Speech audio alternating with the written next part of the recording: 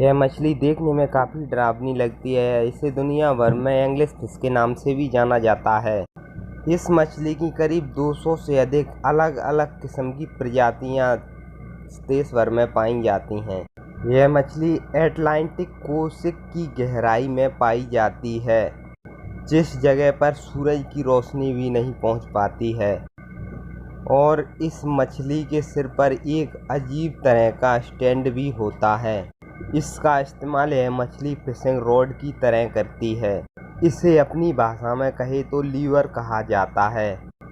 और इतना ही नहीं, यह नर मछली मादा मछली की तुलना में काफ़ी छोटे होते हैं और यह मादा मछली की तुलना में डरावनी नहीं लगते, जबकि मादा मछली देखने में डरावनी लगती है।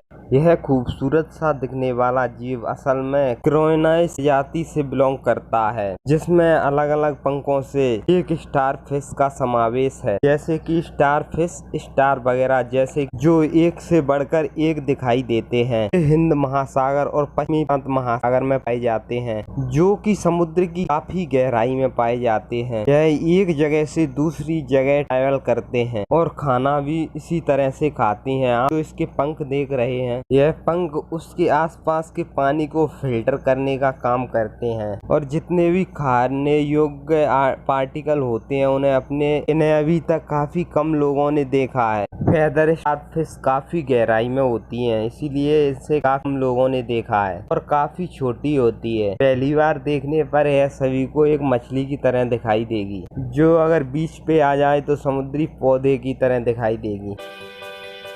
रिबन ईल मछली को देखने के बाद आपको पता चल ही गया होगा कि इसका नाम रिबन ईल ही क्यों रखा गया, क्योंकि यह रिबन जैसी लंबी और रिबन की तरह ही दिखाई देती है और रिबन की तरह ही पतली है, इसीलिए इसका नाम रिबन ईल रखा गया। यह प्रजाति सबसे पहले प्रशांत महासागर में पाई गई थी, पर अब यह इंडोनेशिया में ज्यादा देखने को मिलती है। इसे रिबन ईल के अलावा लीफ नोज ईल भी कहा जाता है। इसके मुंह को अगर हम ध्यान से देखें तो इसका मुंह सदैव खुला ही रहता है। मतलब यह नहीं कि यह हर वक्त खाना ही ढूंढती रहती है। इनका मुंह इसलिए खुला होता है क्योंकि यह प्रजाति ऐसी ही होती है। यह करीब 30 से 40 सेंटीमीटर तक लंबी होती है और इनका जीवन काल काफी हद तक ज्यादा 20 साल का होता है। देखने में यह मछली बिल्कुल प्लास्टिक या पॉलिथीन की तरह ही दिखाई देती है, इसीलिए आप इसे प्लास्टिक समझने की भूल मत कर लेना। यह जीव किसी गुब्बारे की तरह ही दिखता है, जो कि समुद्र का एक जीता जागता जीव है। ध्यान से देखा जाए तो यह केवल एक जीव नहीं, बल्कि इसमें छोटे छोटे कई सारे समुद्र के जीवों की प्रजाति भी होती हैं, जो कि इंसानों की तरह ही एक कॉलोनी बनाकर रहते हैं। यह ज़्यादातर समुद्र के बीच में सतह पर तैरते हुए नजर आते हैं। कभी कभी इन जीवों को समुद्र की लहरों की वजह से किनारों पर आना पड़ता है।